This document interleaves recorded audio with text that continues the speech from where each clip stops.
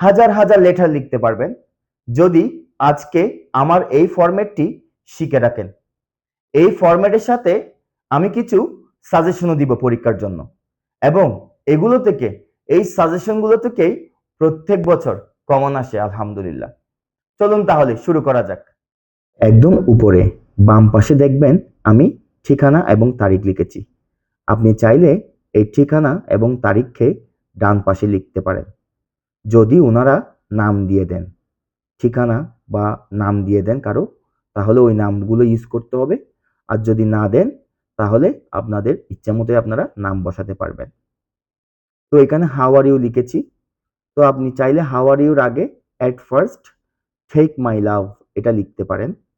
বাকিটুকু চাইলে আপনি লাইন বাড়াতেও পারেন, আবার না বাড়ালেও কোনো সমস্যা হবে না ইনশাল্লাহ। এখানে চিঠির মাঝখানে খেয়াল করলে দেখবেন আমি লিখেছি today I am going to tell you about. About দিয়ে যে বিষয়টি নিয়ে আপনাকে লিখতে বলেছে আপনি সেই বিষয়টি লিখতে পারেন। যেমন ধরুন স্মোকিং সম্পর্কে বলেছে, আপনি লিখতে পারেন today I am going to tell you about the bad effects of smoking. এরপরে স্মোকিং সম্পর্কে কয়েকটি লাইন লিখবেন, তারপর ইনশাল্লাহ ফিনিশিং করে দিবেন, আপনার চিঠি শেষ।